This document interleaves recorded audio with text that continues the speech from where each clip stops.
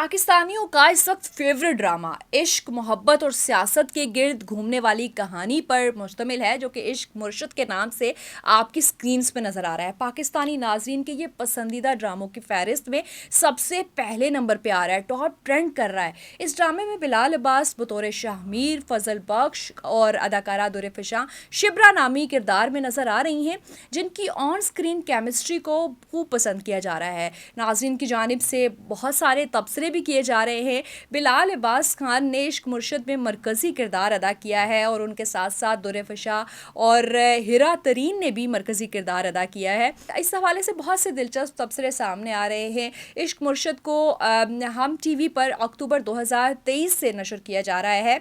इसकी पहली किस्त 8 अक्टूबर को नशर हुई थी, जबकि अप्रैल 2024 के इख्तिताम तक इसकी 30 किस्तें नशर की जा चुकी थी और एक्सपेक्टेड है कि इसकी लास्ट एपिसोड जो है वो आपको बड़ी स्क्रीन पे नज़र आएगी। हदायतकार फ़ारूक रिन की ड्रामे की कहानी अब्दुल खालिक खान ने तहरीर की है।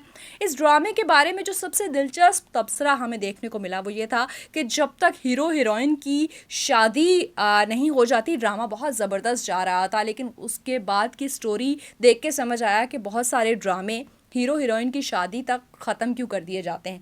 तो नाज़रीन, ड्रामे की कहानी बड़ी दिलचस्प थी। एक तो सियासत और फिर वहाँ पर एक मासूम सी फलती फूलती मोहब्बत की स्टोरी भी दिखाई गई। बिलाल अब्बास जो कि एक मुलाजिम का किरदार रूप धार के शिब्रा के साथ जो है वो अपने मामलात सेट करने की कोशिश करते हैं और उन्हें इंस्पायर करने की कोशिश करते हैं, क्योंकि वो एक बहुत बड़े सियासतदान के बेटे होते हैं। अगर वो डायरेक्टली शिब्रा को प्रपोज करना चाहें तो वो काफ़ी मुश्किल हो सकता है। शिब्रा के फादर भी इस रिश्ते के हक़ में नहीं होते। यही वजह है कि बिलाल अब्बास अपना रूप चेंज करते हैं, एक मुलाजिम का रूप धारते हैं, फजल बख्श नामी, और फिर इस तरह से शिब्रा के घर पर मौजूद रहते हुए उन्हें इंस्पायर करने की कोशिश करते हैं। कहानी उस वक्त तक बड़ी पसंद की जा रही थी जब तक बिलाल अब्बास जो है वो फजल बख्श का रूप धारे हुए थे और शिब्रा उनसे काफ़ी इंस्पायर भी हो गई थी और अनएजुकेटेड होने के बावजूद उससे शादी के लिए तैयार हो गई थी। लेकिन फिर जब उनकी हकीकत खुलती है और पता चलता है कि वो एक बहुत बड़े सियासतदान के बेटे हैं, तो इस सियासत के चक्कर में एक मीडिया ट्रायल के डर से शिब्रा को अपने वालिद से मिलने की इजाज़त नहीं दी जाती जब उन पर करप्शन का इल्ज़ाम लग जाता है। यहाँ से जो ड्रामे के देखने वाले हैं, व्यूवर्स हैं, वो काफ़ी उदास भी हो जाते हैं कि पहले इतने बुलंदोबांग दावे मोहब्बत के और आपने एक मुलाजिम का रूप धार लिया, लेकिन अब कैसे मुमकिन है कि शिब्रा जो कि एक बहुत इंडिपेंडेंट लड़की थी, किसी की बात नहीं सुनती थी, हर जगह लड़ने पहुंच जाती थी, वो अपने शौहर की इजाज़त ना मिलने पर अपने वालिद से मिलने नहीं जाती है और शौहर इसलिए इजाज़त नहीं देता, यानी बिलाल अब्बास, क्योंकि अगर वो वहाँ पर जाएंगे तो उनका मीडिया ट्रायल होगा, उनकी बदनामी होगी और इस तरीके से शिब्रा के वालिद झूठे केस में, करप्शन के केस में फंस जाते हैं और मामला फिर कुछ आगे बढ़ता है कि उनका इंतकाल हो जाता है।